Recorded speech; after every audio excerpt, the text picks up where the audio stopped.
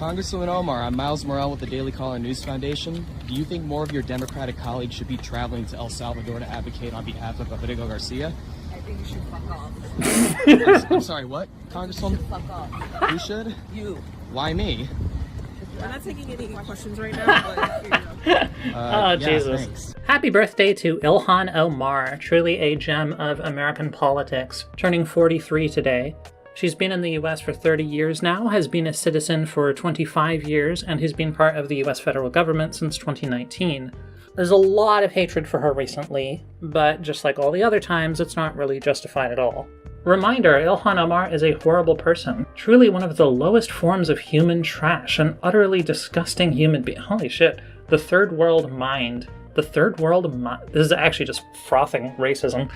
It's a repost or link to that End Wokeness account. I remember that one guy saying this was Jack Posobiec. Was that true? Did that ever get disproved? What I do know for sure is that, you know, Charlie was someone who once said, guns save lives after a school shooting. Charlie was someone who was willing to debate and downplay the death of George Floyd in the hands of Minneapolis police. I think he called him a scumbag. Right, have no regard, downplay slavery and what Black people have gone through in this country by saying Juneteenth should never exist.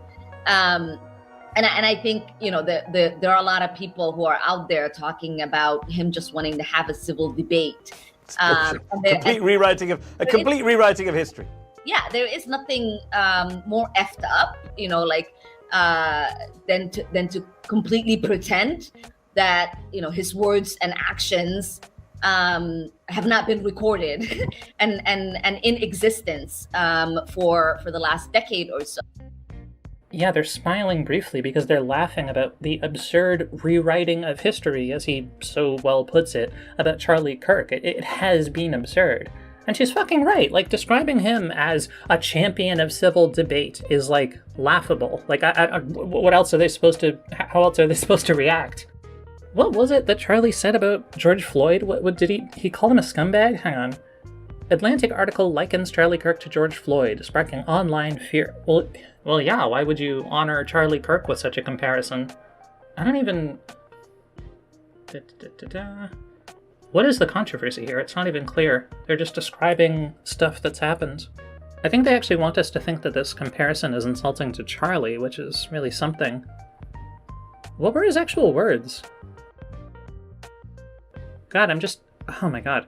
Everything is just a link to another article. I'm playing Russian dolls trying to find the actual quote. Floyd was a scumbag, he said. Well, can we quote like a sentence? Okay, here? Thank you, Yahoo News, my unexpected hero. I am also going to offer some context and some nuance about the death of George Floyd that no one dares to say out loud, which is that this guy was a scumbag. Now, does that mean he deserves to die? That's two totally different things. Of course not. Okay, I mean, that's like exactly what people are saying about Charlie Kirk right now. I'm going to offer some context and nuance about the death of Charlie Kirk, but I guess this is something that many people are daring to say out loud, and then when they're saying it out loud, people are getting quite unhappy. The guy was a scumbag, and honestly, I don't know why anybody would owe Charlie Kirk any more grace than he gave to George Floyd. Like, George Floyd was a better person than Charlie was. I mean, he probably wasn't a good person, exactly. I don't know. What did he do again? Was it like a... Hang on. Like George Floyd... He had like a counterfeit... He was spending counterfeit money, right?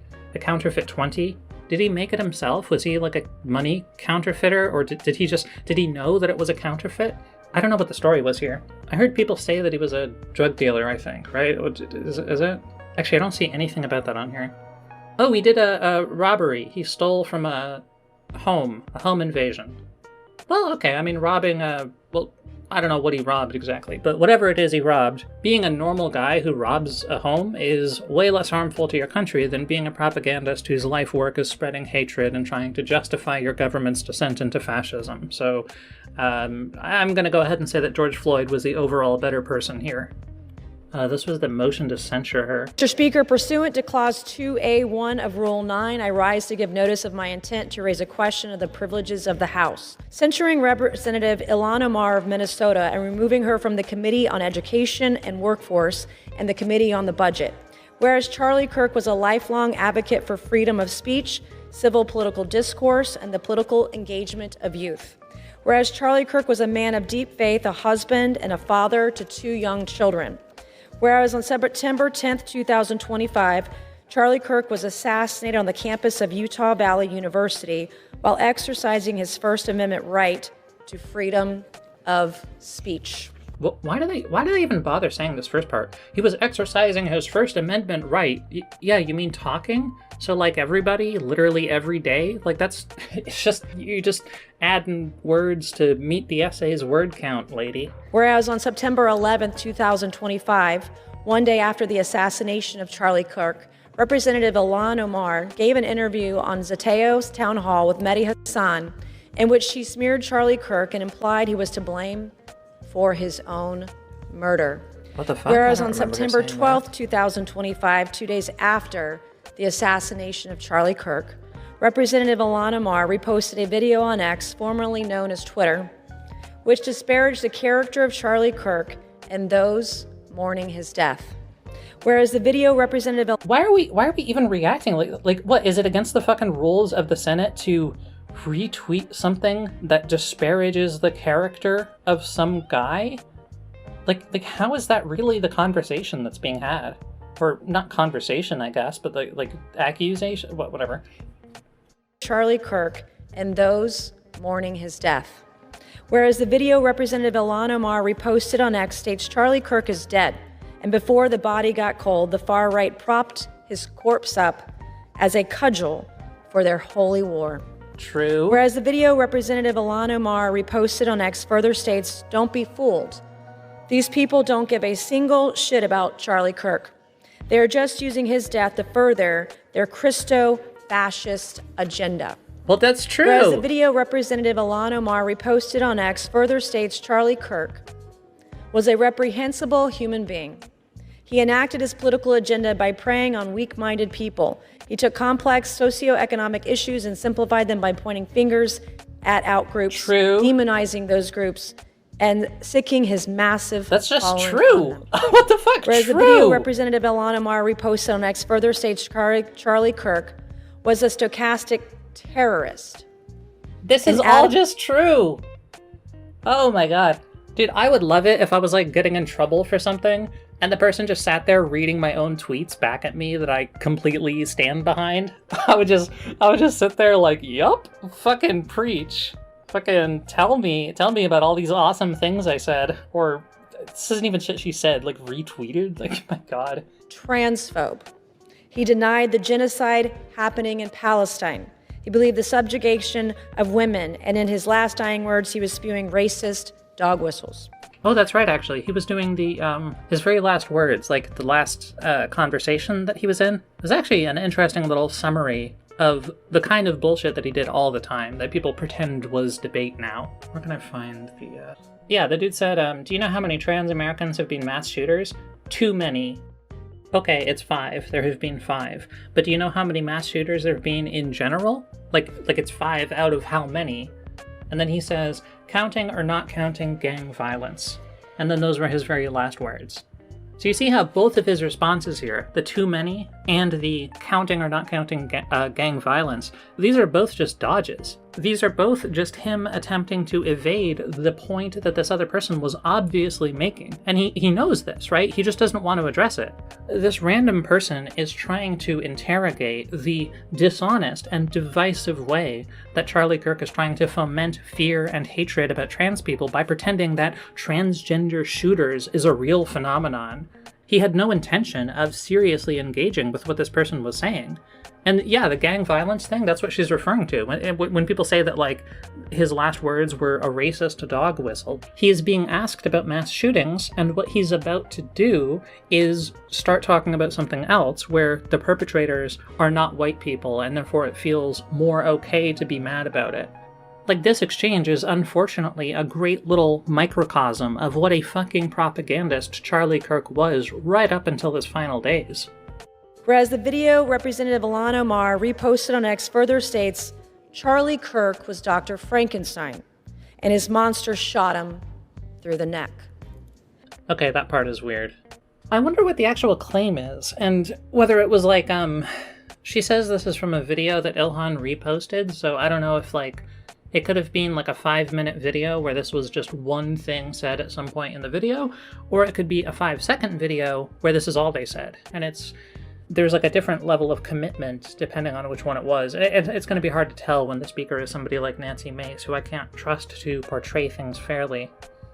What I imagine people are trying to convey, just because I've seen a bunch of people say this kind of thing explicitly, though not in the form of a Frankenstein analogy, is that Charlie Kirk was somebody who contributed to an environment of violence, fear, hatred, and division, and then he ended up getting politically assassinated. So, was his death his own fault? No, not directly, but you can kind of see what people are pointing out to there. I wonder what this video was. Can I find it?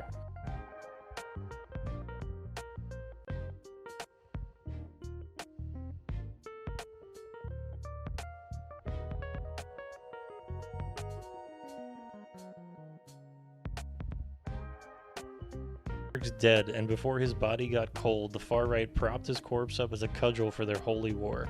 I've never seen more people within the same sentence both condemn political violence and then immediately call for political violence against their opposition. Don't be fooled. These people don't give a single shit about Charlie Kirk. They are just using his death to further their Christo-fascist agenda. And before I continue, I need to say that this revisionist history about who Kirk was is just as perplexing. I'm seeing all these heartfelt statements coming from Democratic politicians and celebrities applauding Kirk as some bastion of free speech and debate.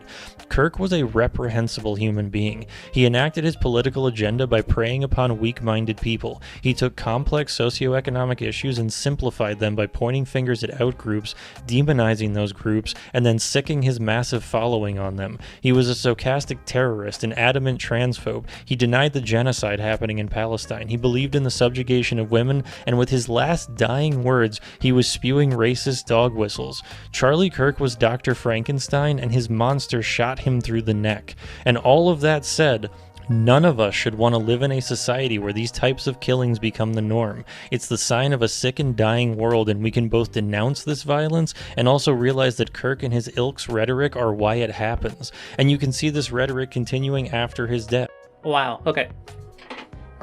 Holy shit, this is one of the possibilities that I imagined, where it's a long video, kind of. Well, it's not that long, but it's like 2.5 minutes. What I mean is, he says a lot of different things here. It's pretty much all true, except for maybe that one statement, but even if there was one statement in here that's not true, Ilhan reposting this video doesn't mean that she's wed to every single statement made in the video. Unless she defends this. Like, is she going around saying that Charlie's death was his own fault? I think she's asked about it here. There was a town hall that you had 6 days ago. You called Kirk a quote, hateful man, and you had reposted a video that I'm sure you've seen, you've taken criticism for. It's a video that called him a reprehensible human being and said, Kirk was Dr. Frankenstein and his monster shot him through the neck. Why repost that video? Because there were a lot of things in the video that I did agree with. Obviously, we share videos. We don't have to agree with every single word. But I do believe he was a reprehensible, hateful man. So obviously she doesn't say that Charlie's death is his own fault because somebody specifically brought this up with her, and she doesn't try to defend that one sentence in the video. She just says the video said other things that she agrees with. So it was just a video on Twitter, guys. But look how... Oh my god, look how insane this is. Like, getting into the weeds on this, being so granular about this one claim. Like, I need to make sure that when Ilhan Omar clicks retweet on a video, there isn't a single sentence in there that I don't approve of. I'm sure all these other fucking people have shared videos of stuff that they wouldn't have to defend like this. Or, good god, yeah, I want to talk about Donald Trump and all the fucking insane shit that he... Yeah, this is so stupid. Blames Charlie Kirk for his own murder. Is that all she's referring to? When she keeps saying here that she's blaming Charlie for his own murder, is there anything else to it than that she retweeted the video that said the Frankenstein thing? Like, that's it? Oh, you notice, by the way, that the very next part of that video was a condemnation of violence and saying that nobody should have to fear for their lives and nobody should, like, get killed the way that Charlie did, but, oh, right, nobody cares. A member, delegate, resident commissioner, officer, or employee of the House shall behave at all times in a manner that shall reflect credibility on the House.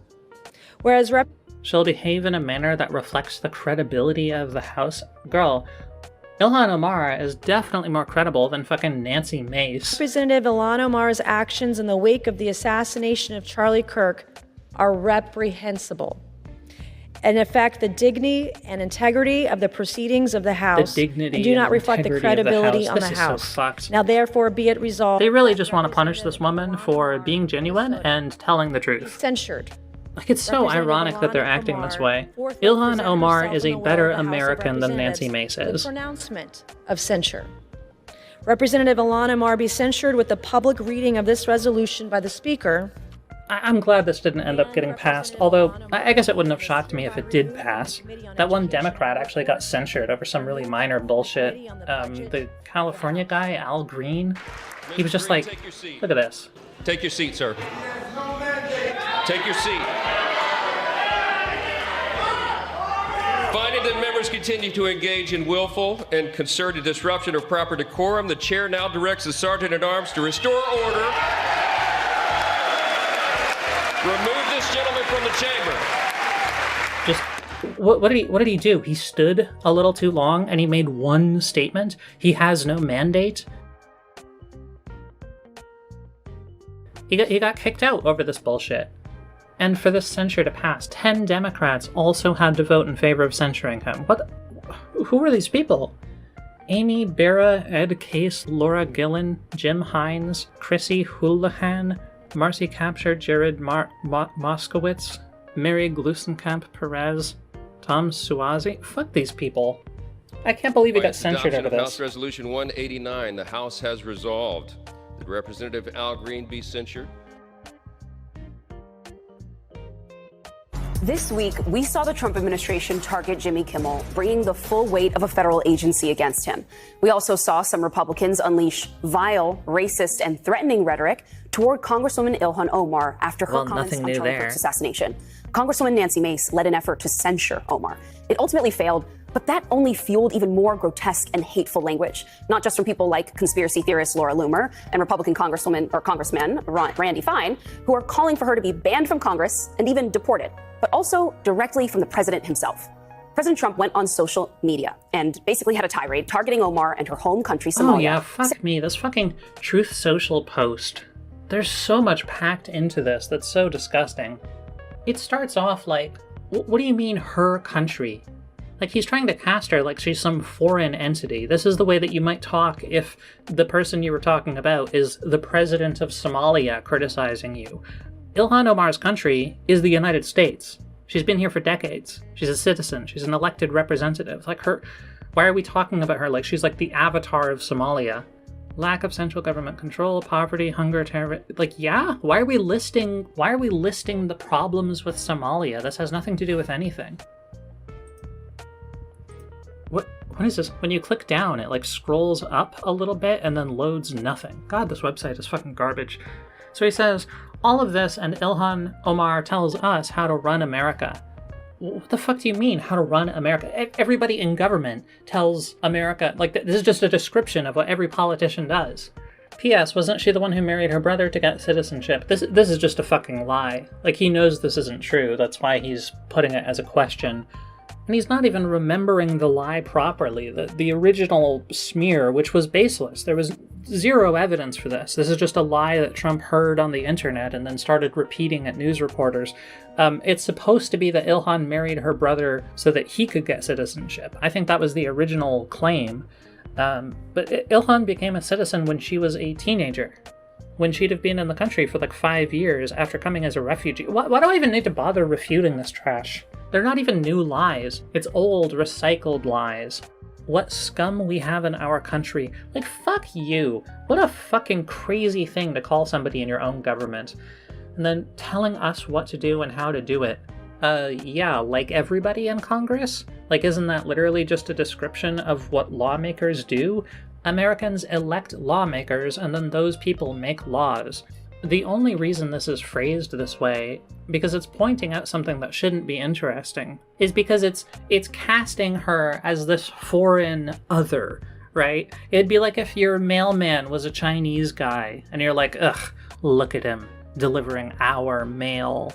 There's an implied in-group, out-group dynamic where it's okay for one of us to be the government and one of us to tell the other us what to do, but for her to tell us what to do, like it's just pure racism. And I mean, think about this. She's telling us what to do and how to do it. Dude, you're the president. You're literally the president. You tell people what to do and how to do it. The only difference is the fucking racism. There's no, like, God.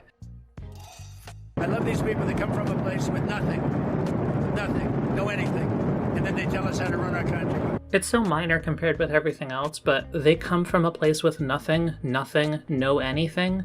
That's such an ignorant thing to say about another country. Does he think she grew up in a straw hut? Does he know that in Somalia they have buildings with electricity in them, and they have cars and hospitals and universities and airplanes? He might not, I don't know. He knows so little about everything else in the world that it always feels like there's a possibility. But this is probably just his way of being a racist prick without saying the quiet part out loud. And you might wonder what the point even is of having that kind of plausible deniability when it's actually not plausible deniability, it's just deniability, because it's really fucking obvious what he's saying most of the time. Well, that's what you would think if you've never had to talk with his supporters, who will take any little sliver of deniability and run with it. No, I think if she got censored, that's great. If she got impeached, that's even better. They impeached me twice for nothing. And they impeached me knowing the Republicans are on my side. That's another thing that we just kind of all step over. It wasn't for nothing. The reasons are fairly well documented. There were 2 impeachments. The first one was because he illegally withheld money from Ukraine to try and pressure their president into lying to the public in order to generate propaganda that would help him win the election at home. He had his personal lawyer, Rudy Giuliani, call Zelensky and ask him to announce an investigation into Hunter Biden, even though there wasn't one, so they could make a bunch of allegations about corruption, even though there wasn't any and they had no evidence of any. They were just trying to generate a bullshit story to smear Joe Biden with. And then the second impeachment was for the time that Trump tried to overthrow the fucking election by instructing random people to lie to Congress and pretend to be the electors from states that they actually had nothing to do with, and then whipping a mob into a frenzy to intimidate Congress into accepting his plan to install himself as president despite losing the election. I don't even think Trump denies his part in either of these 2 events. He just says, oh yeah, they impeached me for no reason, because who cares? He just lies about everything. And then the media just lets it play because it's like, what can they do? He lies over and over and over. It must just get exhausting. I mean, do you have to stop and correct him every single time? I guess. I mean, I don't know, but I feel like it would get exhausting. But like the alternative of kind of correcting him once the first time he says it, but then 2 years later when he's said it 30 more times, we've all just kind of accepted it now. He goes, oh yeah, they impeached me twice for no reason. And like, look, she doesn't even comment on that, right? Like, we just kind of let him say it now. We've all just come to this point where we don't even bother correcting him. We just let him say these things. There has to be a better alternative than this. With us. So I guess we'll begin with your reaction to the language we just heard from the president there, but also I want to ask how you are doing. You've been attacked by the president, by a colleague whose office is right next door to yours, Congresswoman Nancy Mace. I know that you have received messages and voicemails from people threatening you. How are you holding up first? I've been here before. I've been the target of the president in the most vile, bigoted, racist ways that you could imagine. And I've had to have full police detail because of that. So it is surprising that he's back at it, because I thought he's moved on and found a new person to harass. But here's, a president that is always unhinged, always strange, always creating chaos and division. And he seems to have a real obsession with anyone that is an immigrant in this country that is not of European descent. You don't hear him talking about the accent of his wife and, the fact that she came here as an immigrant or any of those things, or the fact that she gets to have an opinion even though nobody elected her into office. But he has an objection to a person who does serve over 700,000 constituents in Congress, who's literally elected, has the same certificate as he does. But I think for me is I feel embarrassed for him, because in these attacks, what he does, and I think with the likes of Nancy Mace and whoever that Randy guy is, they expose themselves for how stupid they are. And that is embarrassing for us as a country, because these are people who are elected to positions of leadership. He's supposed to be the president of the United States, who's heading off to Europe to represent us. When he does, he's uneducated enough to understand that members of Congress can't be impeached. When you have Nancy and Randy saying, we're on it, we're going to impeach her, when they're saying they're going to deport me, knowing full well that you cannot deport an American citizen. What that displays for not just Americans, but folks on an international platform is that our country is being led by idiots. And that is not something that we should be comfortable with as Americans. And that's not something that should make us proud. And so in this moment, I feel great sadness as an American that these are the kind of people that the world gets to see representing us. So what do you think is at play here then? I actually can't believe the calm and grace that Ilhan Omar has even after all this time. If you think about what enormous crybabies everybody on the right is, how much Trump and Vance and all these other people will whine and bitch about every little thing, Ilhan has had to put up with so much actual bullshit, so many just straight up lies about her, so much racism directed at her. The fact that actual Republicans, people in government, not random idiots on the street, but people who are actually serving alongside her in Congress or working in the White House, are calling for her to be deported from the country is absolutely fucking wild and disgusting. Oh yeah, by the way, did you notice how she's smarter and better spoken than Trump or any other person on the right now? It sure does seem like a difficult time to be a white supremacist. I feel like 10 years ago, the story that white supremacists were telling themselves was that the white people need to defend Western values from all the minorities. But looking around right now, the number one threat that I see to Western values is literally racist white people. And there's nothing that racist white people hate more than when the people who are standing up to them, who are actually representing American values or Western values, trying to defend all of these great institutions from them, is a black woman. Oh no, Jasmine Crockett and Ilhan Omar, Kamala Harris. Are there any other black women right now? Loretta Lynch. Or, who was the one, Letitia James. They fucking hate it, dude. I swear they hate black women.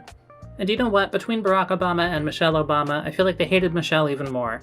I mean, I guess they also hated Barack Obama. Go figure, they don't like black people. But the hatred for Michelle was weird, right? She's coming to make our school lunches healthier. It's terrible. But I think that part of what's happening is they resent the fact that these people are a better representation of American values than they are. I want to do meme warfare where it's racist white men trying to destroy the West, and the very last line of defense on our side is just black women. Black women are just the ultimate saviors of the West at the end of the day.